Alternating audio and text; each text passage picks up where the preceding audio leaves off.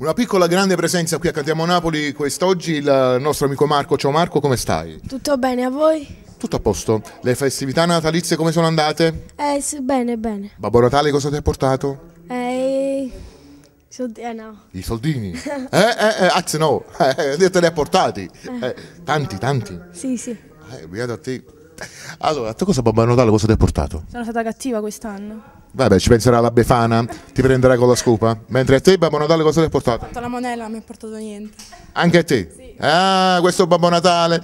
Mentre la bella voce di Marco cosa ci porta in questa trasmissione? Un po' che te, scritto da Tony Colombo e arrangiato da Tony Colombo. Quindi noi mandiamo un bacio, un abbraccio per tutte le tue fan. Sì, volevo approfittare per fare un saluto alla House Music di Mario Trani. Ciao Mario. E a Franco Trani, un bacio. Sicuramente ci associamo ai tuoi saluti e li estendiamo per tutte le agenzie, per tutti i nostri amici. E insieme a Marco, insieme alle nostre modelle vi diciamo Cantiamo Napoli!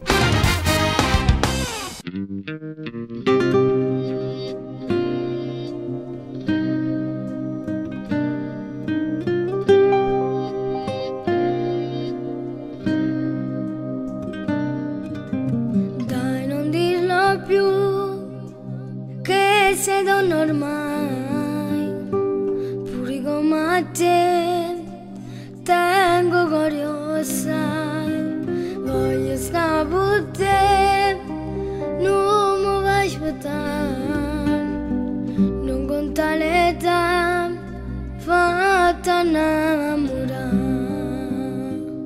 non poco che te, ma che me ne già fa. Ramano poche giù e che lo che dai tu non poche te non serve a niente ormai la fammi crescere per sempre insieme a te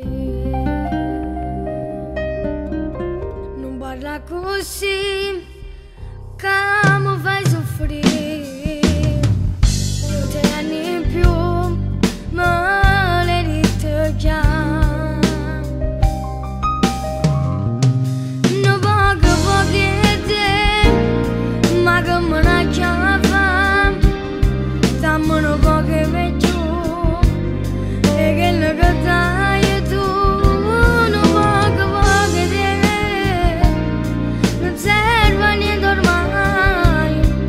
Fammi crescere